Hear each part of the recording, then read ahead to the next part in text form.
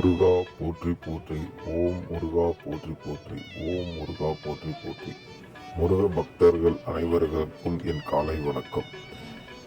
இந்த பதிவு எதுக்காகனாக்கா, முருகன் என் வாழ்வில் நடத்திய ஒரு அதிசயம், அதை பற்றி தான் உங்களுக்கு தெரிவிக்கலாம் அப்படின்னு சொல்லிட்டு இந்த வீடியோ போஸ்ட் பண்ணியிருக்கேன்.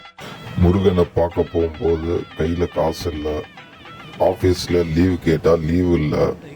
இந்த சுச்சுவேஷனில் பார்த்தீங்கன்னாக்கா, முருகனுக்கு வேண்டுதல் வச்சுட்டு முருகா ஒன்று பார்க்க வரேன், இதுக்கெல்லாம் எனக்கு ஏற்பாடு பண்ணி கொடு அப்படின்னு சொன்னபோது முருகன் அது தடையே இல்லாமல் உடனுக்குடன் அதுக்குடன் செயல்படுத்தி கொடுத்தாரு. பார்த்தீங்கன்னா அடுத்தது கம்பெனியில் லீவ் கேட்கறதுக்கு ஃபோன் பண்ணேன். எதுக்குன்னு கேட்டாங்க. இந்த மாதிரி கோயிலுக்கு போகிறேன், வேண்டுதல் வச்சுருக்கேன், அதனால் பார்த்தீங்கன்னா எனக்கு ஒரு நாள் லீவ் வேணும் அப்படின்னு. எந்த ஒரு வார்த்தையுமே எங்கள் மேனேஜர், ஓனர் யாருமே பேசலை. அவங்க பார்த்தீங்கன்னாக்கா சிரிச்சுக்கிட்டே சரி ஓகே போயிட்டு வாங்க அப்படின்னு சொல்லி அனுப்பிச்சி வச்சாங்க. அந்த இடத்துல தான் நான் யோசித்து பார்த்தேன், இத்தனை நாளாக லீவு கேட்டால் பார்த்தீங்கன்னா அது இதுன்னு ஏதாவது ஒரு காரணம் சொல்லி அதை இன்னொரு நாளைக்கு எடுத்துக்கங்க அப்படின்னு சொல்லுவாங்க. ஆனால் இந்த டைம் நான் கேட்ட உடனே பார்த்தீங்கன்னா அவர் எந்த தடையும் இல்லாமல் சிரித்த முகத்தோடு அவர் போயிட்டு வாங்கன்னு வழி அனுப்பிச்சி வச்சார்.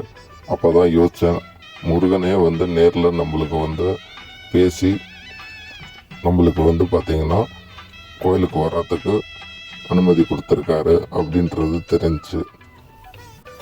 இந்த மாதிரி நிறைய அற்புதங்கள் முருகன் பார்த்தீங்கன்னா என் வாழ்வில் செஞ்சுருக்காரு.